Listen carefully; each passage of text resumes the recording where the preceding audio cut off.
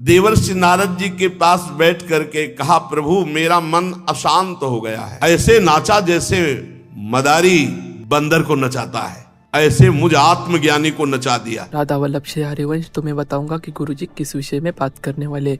चाहे तो आप स्किप करके सीधे गुरुजी का प्रवचन भी सुन सकते हैं। राधा वल्लभ श्री हरिवंश तो गुरुजी बताने वाले महाराज श्री प्रियव्रत जीवन चरित्र, जिन्होंने अपने तप से 7 समुद्र और 7 द्वीप प्रकट कर दिए थे। लाइक, शेयर और सब्सक्राइब कर दीजिएगा और सुनिए गुरुजी के मुख से। प्रसंग चल रहा है महाराज मनु के बड़े पुत्र प्रियव्रत, उनका पावन चरित्र। उन्होंने अपने तपोबल से 7 द्वीप और 7 समुद्र प्रकट किए। जम्बू द्वीप, लक्षद्वीप, सालमली द्वीप, कुशद्वीप, क्रौंच द्वीप, शाक द्वीप, पुष्कर द्वीप।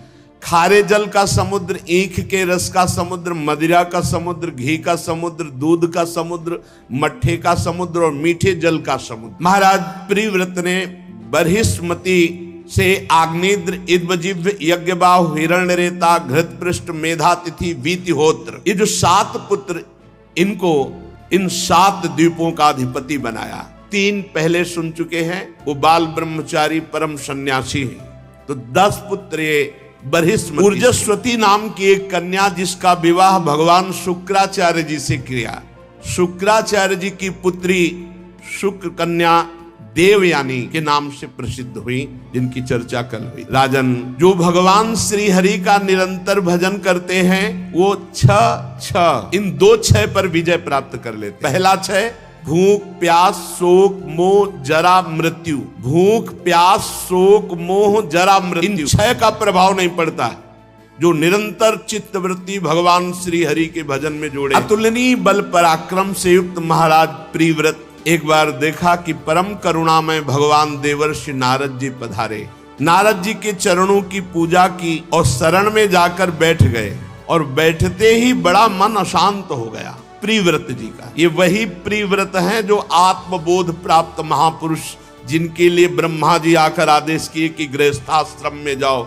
जिनके लिए प्रश्न करते हैं परीक्षित जी कि महाराज आत्मबोध प्राप्त महापुरुष गृहस्थाश्रम में कैसे रम गया। वही आज जब इतना सब कुछ हो गया, देवर्षि नारद जी के पास बैठ करके कहा, प्रभु मेरा मन अशांत हो गया है, अब मेरा मन भाग रहा है विरक्ति की तरफ। बड़े आश्चर्य, अहो जो शब्द लिखा है, अहो कितना बुरा ये माया का प्रपंच है। महाराज प्रियव्रत करे, मेरे अंदर विषय लोलुपता पैदा कर दी। ये कभी कोई न सोचे, कभी कोई न सोचे। मरे मन में भी जीवित करके, रामचरितमानस में आता है, जब काम ने अपना प्रभाव दिखाया तो मरे मनों में भी काम जागृत। मरे मन का मतलब भगवत प्राप्त महापुरुषों के। तो देवर्षि नारद जी भगवत प्राप्त नहीं है क्या? इसीलिए सब हरिशरणम हरिशरणम हरिशरण। नारद जी से कहा, प्रभु मेरी इंद्रियां विषय लोलुप हो गई, मैं तो अंधकूप में गिरा रहा हूं, बस बस बस बहुत हो गया, बहुत हो गया, अब नहीं अब नहीं अब नहीं। ये बड़े आश्चर्य की बात है।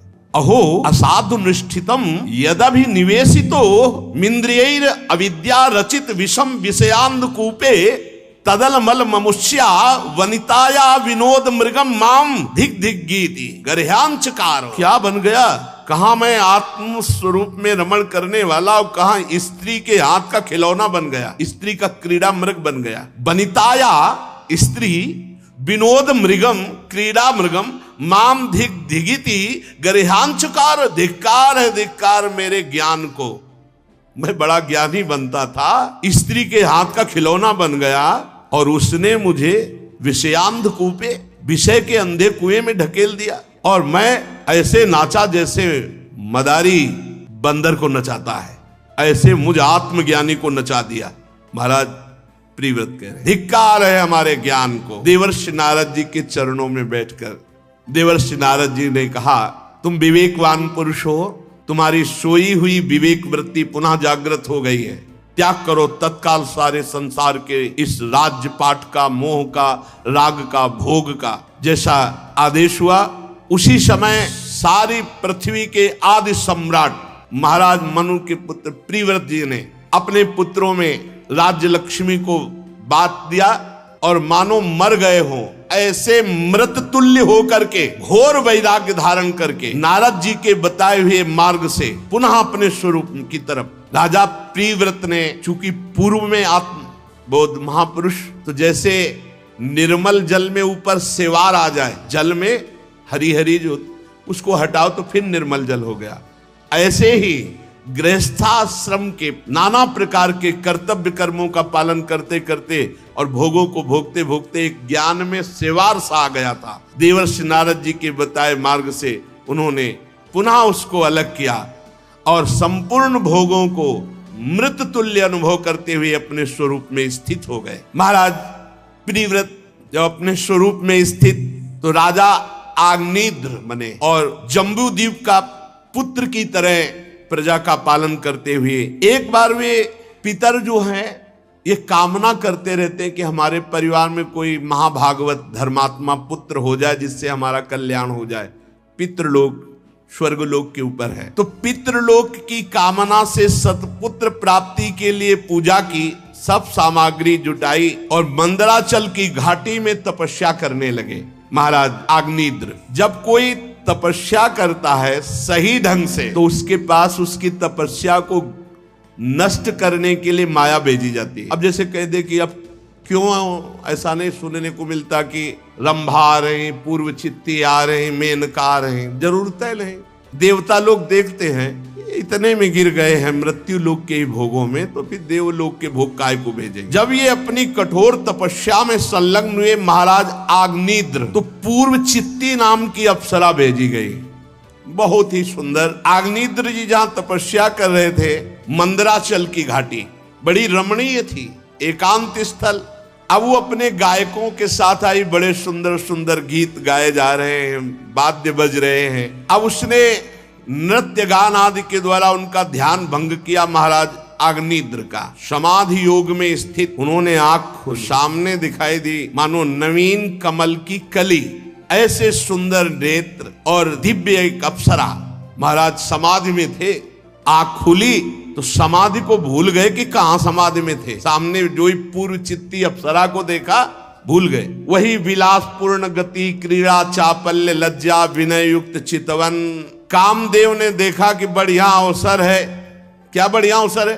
अप्सरा को नीचे से ऊपर तक देख रहे हैं, समाधि में थे, संभलने का होश अवसर नहीं दिया जाता, होश नहीं दिया जाता। कामदेव ने अपने फूलों के बाण संधान करके अब तो महाराज ने इशारा किया, डरो मत, दूर क्यों, नजदीक आ जाओ, मना कर दिया। आई उन्हीं के लिए है, जब मना होता है तब और आसक्ति प्रबल होती। उठ खड़े हुए और इतने आसक्त चित्त एक दृष्टि में हो गए कि उन्होंने कहा, मुनिवर तुम कौन हो? उनको लगा कि ये कोई ऋषि है आए हुए, तुम हमारे इस तपोस्थली में क्या करना चाहते हो? नहीं नहीं, तुम मुनि तो नहीं हो, तुम कहीं हमारे भगवत पर देवताया मायासी कापी, परम देवता मेरे भगवान श्री हरि की कोई माया तो नहीं हो? अच्छा, ये तुमने जो भौहों की कमान चढ़ाकर और नेत्रों के बाण हमें लगता है तुम हमारा शिकार करने तो नहीं आए हो। ये तुम्हारे 2 बाण पहने पहने मेरे हृदय में लग रहे हैं, इसका मतलब तुम शिकार करने आए हो हमारा। वैसे तो सराहनीय पराक्रम है आपका, अभी आपने कुछ कहा नहीं लेकिन मैं घायल हो चुका हूं। कौन हो तुम? मैं तुम्हारी स्तुति करता हूं, तुम हमसे बात करो। फिर भी वो नहीं बोले। तो बोले, ब्रह्मन ये तुम्हारे चरण और चरणों में ये जो आवाज आ रही है नूपुरों की, ये तो ऐसा लग रहा है कि जैसे कोई पक्षी कलरव कर रहा हो। फिर पूरे अंग प्रत्यंगों का वर्णन करते हैं और कहा, प्रभु, अब प्रभु को भूल गए, प्रभु हमारा चित्त क्षुब्ध हो रहा है, तुम्हारे शरीर से बड़ी सुगंध आ रही है, तुम कौन सा भोजन करते हो? हमें लगता है कि तुम केवल घी या हवन सामग्री, क्योंकि ऐसी सुगंध आ रही है, तो तुम कोई भगवान की कला तो नहीं हो। ये मेरा मन मथता चला जा रहा है। और ये अनुचर कौन है तुम्हारे साथ? श्री सुखदेव जी कहते हैं, महान तपस्वी आग्नेत्र जी जब ऐसी प्रार्थना कर रहे थे तो उस अप्सरा ने उसी समय उनसे संभाषण किया और धीरे धीरे बात करते करते महाराज को अपने अधीन कर लिया और कई हजार वर्ष तक उनको सुध नहीं आने दी। कई हजार वर्ष तक उनके गर्भ से नाभि, किमपुरुष, हरिवर्ष, इलाव्रत, रम्यक, हिरण्यम, कुरु, भद्रास, केतुमाल 9 महान पुत्र उत्पन्न हुए महाराज आग्नेत्र से इस अप्सरा। इस प्रकार 9 वर्ष में प्रतिवर्ष एक एक के क्रम से 9 पुत्र उत्पन्न किए। कई हजार वर्ष तक फिर अचानक अंतर्ध्यान हो गई पूर्व चित्ती जो अप्सरा थी, और ब्रह्मा जी के पास जाकर के कि जो आज्ञा थी वो कार्य हो गया। महाराज नए स्वर्ग की रचना कर रहे थे विश्वामित्र जी, मेनका जी, इनको लगाव नहीं होता, आसक्ति नहीं होती, इनके हृदय में किसी के प्रति प्रेम नहीं होता। ये केवल आज्ञा का पालन करने आती हैं, उतना ही केवल जितना आज्ञा है। अब जे ही शकुंतला प्रकट हुई, तप नष्ट हुआ, अभी विश्वामित्र जी समझ भी नहीं पाए थे अंतर्ध्यान, भगवान की विचित्र माया। ब्रह्मा जी की सेवा में जाकर उपस्थित होकर का काम बहुत सावधान, यदि भगवत प्राप्ति करनी है, भजन करनी है, तो ये जो महापुरुष जन आज प्रथम श्लोक की जो व्याख्या हुई उसको जीवन में धारण कर ले। नैव प्रेक्ष, देखना नहीं, ना संभाषण करना है, ना हमको उस विषय का चिंतन करना है। अगर इसी जन्म में भगवत प्राप्ति करनी तो थोड़ा सा अपने आप को संभालिए। अगर थोड़ी भी छूट दे दी इंद्रियों की तो बहुत रपटते चले जाओगे। आग्नेयद्र जी ने जब देखा कि अप्सरा अंतर्ध्यान, अब कुछ अच्छा नहीं लगा, तब फिर वही तपस्या याद आई। तो जो 9 पुत्र हुए उनको जम्बू द्वीप के 9 विभाग करके अलग अलग राजा बना दिया, और आप वही फिर समाधि में पहुंच गए। जब भगवत चिंतन परायण पुरुष विषय में जाता है तो उसे ज्यादा दिन कोई आसक्त नहीं रख सकता, क्योंकि पूर्वाभ्यास उसका उठेगा और उसे पुनः वहीं स्थित कर देगा, पर समय तो जाता है ना। और इसमें प्रारब्ध भी बहुत जोर का होता है, पूर्व प्रारब्ध भी बहुत बलवान होता है। बहुत से कारण मिलते हैं तब कहीं वो योद्धा फंसता है, ऐसे नहीं फंसता। बहुत से कारण होते हैं, अभिमान हो गया, परदोष दर्शन हो गया, प्रारब्ध पूर्व जन्म का उपस्थित हो गया, और वासना का आक्रमण हुआ, देवता अपने अपने इंद्रियों के द्वार में बैठे उसे, तब वो कहीं योद्धा परास्त। लेकिन वो हरि का जो जन होता है वो परास्त नहीं होता। जिस समय जैसे होश आया वो फिर अपने स्वरूप में उसी जगह पहुंच जाएगा। ना में भक्ता प्रणश्यति, भगवान ने कहा मेरे भक्त का नाश नहीं होता। आग्नेयद्र जी ने विचार किया कि अरे मेरे परम पुरुषार्थ को अप्सरा ने अपहरण कर लिया। फिर उन्होंने समस्त भोगों का त्याग करके अपनी चित्तवृत्ति प्रभु में लगाया और शरीर छोड़। महाराज आग्नेयद्र के परम धाम सिधारने के बाद नाभि आदि 9 भाइयों ने मेरु देवी प्रतिरूपा, उग्र दृष्टि, लता, रम्या, श्यामा, नारी, भद्रा, देवीति नाम की 9 कन्याओं से विवाह किया। नाभि कि कोई संतान न थी, इसलिए उन्होंने अपनी भार्या मेरु देवी के सहित भगवान का यजन किया। यद्यपि सुंदर अंग वाले श्री भगवान द्रव्य, देश, काल, मंत्र, ऋत्व, दक्षिणा और विधि इन यज्ञ के साधनों से सहज में नहीं मिलते, तथापि वे भक्तों पर तो कृपा करते ही हैं।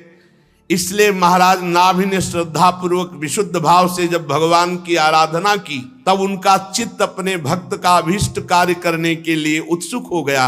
और भगवान सर्वथा स्वतंत्र हैं, भगवान यज्ञ से प्रकट हो गए। जब महाराज नाभि ने पुत्र प्राप्ति के लिए आराधना की, भगवान रेशमी पीताम्बर धारण किए हुए, विशाल वक्षास्थल, श्रीवत्स चिन्ह, अजान बाहु, लंबी भुजाएं, गले में बनमाला, कौस्तुभ मणि, बड़ा सुंदर भगवान का स्वरूप। ये देखकर ऋत्वज, सदस्य, यजमान सब खड़े हो गए, और जैसे निर्धन को धन मिल जाए ऐसे सब आनंदित होकर सबने भगवान के चरणों में अर्घपाद्य अर्पित करके प्रणाम किया। और फिर ऋत्वजों ने कहा, हे पूज्यतम, हम आपके अनुगत भक्त हैं, हमारे आप परम पूजनीय हैं, इसलिए बार बार मैं आपका पूजन करता हूं, किंतु हम आपकी पूजा करना क्या जाने। हम तो बस आपके चरणों में प्रणाम करते हैं और महापुरुषों से जो सीखा है वही हम आपकी सेवा करते हैं। प्रभु, हम सब प्रपंच में ही फंसे हैं, तो आपके गुणगान करने में हम असमर्थ हैं। आप साक्षात परमेश्वर हैं, आप अपनी कृपा से प्रसन्न हो जाइए। यदि कोई आपका वर्णन करने का साहस करेगा तो जैसे किसी की बुद्धि सीपी हो और वो समुद्र को नापना चाहे तो कितने दिनों में नाप पाएगा, पूरा जीवन लग जाए तो भी नहीं नाप पाएगा। ऐसे ही प्रभु हमारी बुद्धि बहुत छोटी है, आपकी महिमा अपार है, हम कैसे आपका यश गान करें। यदि कोई भक्त दीन होकर एक पत्ता तुलसी, दूब का अंकुर या कोई फूल या कोई फल दे दे तो आप बहुत मानकर संतुष्ट हो जाते, किसने बहुत दे दिया। दीन होकर, दैन्य होकर के प्रभु हम तो समझते हैं कि आप केवल अपनी कृपा से प्रसन्न होते हैं। ब्रह्मादिक परम पुरुषों की अपेक्षा आप सर्वाति श्रेष्ठ है। हे यज्ञ पुरुष, हमने तो बुलाया भी नहीं हो, आप करुणावश आ गए हैं, ये आपकी अहेतुकी कृपा है। पूज्यतम, हम सबसे बड़ा वरदान ये पा गए कि ब्रह्मादिक के वरदायक आपका दर्शन पा गए। हमारे नेत्र सफल हो गए, हमारा जन्म लेना सफल हो गया। नेत्र की सफलता, जन्म लेने की सफलता, भगवान का साक्षात्कार। आपका दर्शन तो वो पाते हैं जो रात दिन आपका मंगलमय चिंतन करते रहते हैं और वैराग्य से प्रज्वलित हुई ज्ञानाग्नि के द्वारा अंतःकरण के राग द्वेष को भस्म कर देते हैं, और जिनका स्वभाव सम और शांत है, वो आत्माराम मुनिगण आपका दर्शन पाते हैं। प्रभु, गिरना, ठोकर लगना, छींकना, जम्हाई लेना, बुखार आना या और कोई कष्ट होना, इन समयों में आपका जो स्मरण करते हैं उनके सकल अमंगलों का नाश हो जाता है। हे प्रभु, भक्तवत्सल, दीन बंधु, एक प्रार्थना और है। प्रभु, कोई ऐसी वस्तु नहीं त्रिभुवन में जो आप दे न सके, फिर भी आपसे कुछ मांगना ऐसा है जैसे चक्रवर्ती सम्राट से भूसा मांगना, पर हम मांग रहे हैं अपने लिए नहीं, अपने यजमान के लिए। हमारे यजमान राजर्षि नाभ हैं, इनके कोई संतान नहीं है, और ये यज्ञ भी संतान के लिए ही कर रहे थे। आप कृपा करके प्रकट हुए हैं। तो प्रभु, वैसे आपकी माया का पार पाना बड़ा कठिन है, हम माया से ही प्रेरित होकर बोल रहे हैं।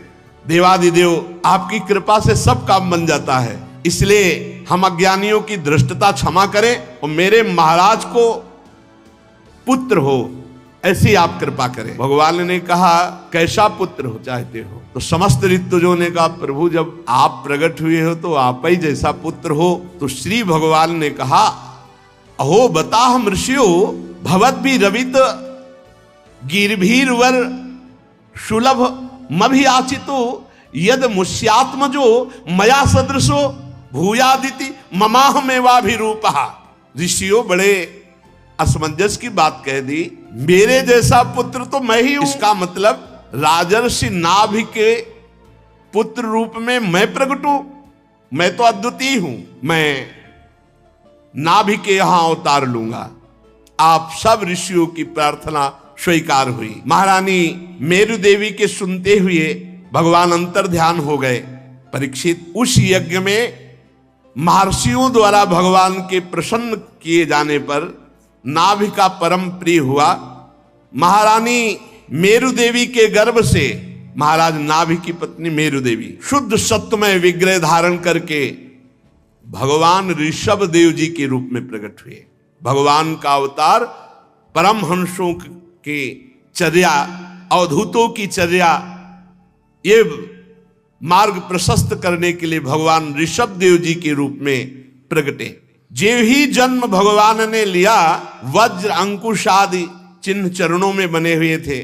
समता, शांति, वैराग्य, ऐश्वर्य, महाविभूतियां, ये सब भगवान में विराजमान। राजा, मंत्री, प्रजा, ऋषि, ये सब प्रसन्न हो गए देख करके। ऐसा तेज, ऐसा ऐश्वर्य, यश, पराक्रम, प्रबलता कि ऋषियों ने नाम रखा ऋषभ। ऋषभ माने श्रेष्ठ, जिसे कोई परास्त न कर सके। ऋषभ, भगवान का नाम हुआ ऋषभ देव। नाभिनंदन के रूप में भगवान ऋषभ देव जी प्रकट हुए, साक्षात श्री हरि। अभी ये कुछ ही समय के थे कि इंद्र ने वर्षा बंद कर दी, तो उन्होंने पिताजी से कहा, आप चिंता मत कीजिए, और अपनी योग माया से इस भारतवर्ष का नाम पहले अजनाब वर्ष था, अजनाब वर्ष, खूब वर्षा करवाई। पूरी प्रजा को सुखी देखकर नाभि जी बड़े प्रसन्न हुए कि हमें महायोग पति भगवान श्री हरि पुत्र रूप में प्राप्त हुए हैं।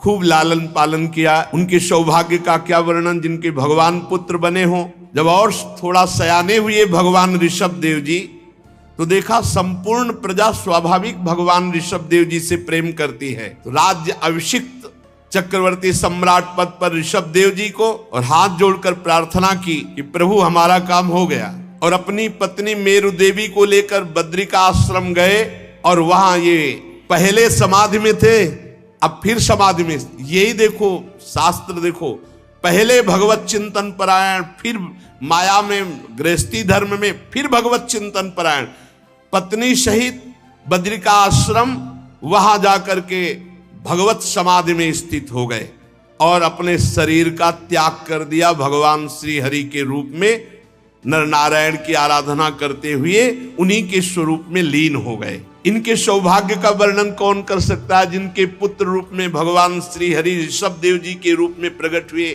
भगवान ऋषभ देव जी इस अजनाब वर्ष, ये जो अजनाब आज भारत वर्ष कहा जाता है, इसका नाम पूर्व में अजनाब खंड, अजनाब वर्ष, गुरु वरण किया, गुरुकुल का सेवन किया, फिर गुरुदेव से शिक्षा प्राप्त करके गुरु दक्षिणा दी।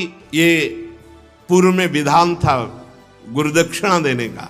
अगर गुरु दक्षिणा नहीं दी गई तो उसकी शिक्षा दीक्षा पूर्ण नहीं मानी जाती। पूर्ण तभी मानी जाती थी जब गुरु दक्षिणा या गुरु कह दे कि हमें नहीं चाहिए, नहीं तो गुरु के मांगे हुए के अनुसार। ऐसा महाभारत में कई जगह पाया गया कि जाओ तुम गुरु माता से पूछ लो क्या गुरु दक्षिणा। गुरुदेव को यथोचित गुरु दक्षिणा देकर गृहस्थाश्रम में प्रवेश करने की आज्ञा ली। पहले गुरुकुलवास, गुरु शिक्षा दीक्षा, फिर गुरु दक्षिणा देना, फिर गुरु गृहस्थाश्रम में गुरु आज्ञा से प्रवेश। फिर देवराज इंद्र की कन्या जयंती से भगवान ऋषभ देव जी का विवाह हुआ। श्रौत स्मार्त दोनों प्रकार के शास्त्रोपदिष्ट कर्मों का आचरण करते हुए जयंती से अपने समान गुण वाले 100 पुत्र उत्पन्न किए। उन 100 पुत्रों में सबसे बड़े पुत्र थे महायोगी भरत जी, जो कई बार उदाहरण में आते रहते हैं, जड़ भरत रूप में या भरत रूप में। सबसे अधिक गुणवान और महिमाशाली भरत जी बड़े पुत्र थे। उन्हीं के नाम से इस अजनाब खंड का नाम भारतवर्ष हुआ, महायोगी भरत जी के नाम से। उनसे छोटे थे कुशावर्त, इलावर्त, ब्रह्मावर्त, मलय, केतु, भद्रसेन, इंद्रप्रक, विदर्भ और कीकर। ये 9 राजकुमार शेष 90 भाइयों से बड़े एवं श्रेष्ठ थे। इनसे जो छोटे थे वो बहुत बड़े योगीश्वर हुए। 9 कवि, हरि, अंतरिक्ष, प्रबुद्ध, पिप्पलायन, आविर्होत्र, द्रुमिल, चमस, करभाजन। ये भागवत धर्म से युक्त महायोगी परमहंस सन्यासी, जो आगे 11 स्कंद में इनके उपदेश सुनने को मिलेंगे। इनसे छोटे जो 81 पुत्र थे, पिता की आज्ञा पालन करने वाले, अति विनीत महान वेदज्ञ, निरंतर यज्ञ करने वाले, ये ब्राह्मण रूप होकर पुण्य कर्मों का, यज्ञों का अनुष्ठान करने वाले हुए। बड़े भरत जी, उनसे 9 ये जो कुशावर्त, इलावर्त, ब्रह्मावर्त, मलय, केतु, भद्रसेन, इंद्रप्रक, विदर्भ, कीकट 90 हो गए। उनसे 9 कवि जी, हरि जी, अंतरिक्ष जी, प्रबुद्ध जी, पिप्पलायन जी, आविर्होत्र जी, द्रुमिल जी, चमस जी, करभाजन जी। फिर उनसे छोटे 81 जो हैं ये अपनी महिमा से युक्त ब्राह्मण हो गए। ये निरंतर यज्ञ और भगवान की आराधना में मगन रहने वाले हुए। भगवान ऋषभ देव जी सर्वतंत्र स्वतंत्र परमात्मा हैं। उनको कोई माया या कोई प्रपंच या गृहस्थी थोड़ी फंसा सकती है। शम, शांत, सुहृद, कारुणिक, धर्म, अर्थ, यश, संतान, भोग, सुख, मोक्ष सुख, ये सब साधक के लिए हैं। भगवान तो परमात्मा स्वरूप हैं। फिर भी उन्होंने गृहस्थ में रहकर कैसे महापुरुष गृहस्थ का सेवन करते हैं दिखाया। भगवान सब कुछ जानते हुए भी जो ब्रह्म ऋषि जन उनकी आज्ञा के अनुसार चलते हैं, जैसी वो विधान बताते हैं वैसे ही भगवान करते ऋषभ देव जी। द्रव्य, देश, काल, आयु, श्रद्धा, ऋत्व सब उन्हीं से हैं, पर जैसा आदेश ब्रह्म ऋषि जन करते वैसा स्वयं भगवान करते। ये आचरण है। वैसे भी रामावतार, कृष्णावतार सब में देखो भगवान गुरुजनों के चरणों का आश्रय लेते, उनकी आज्ञा के अनुसार चलते हैं।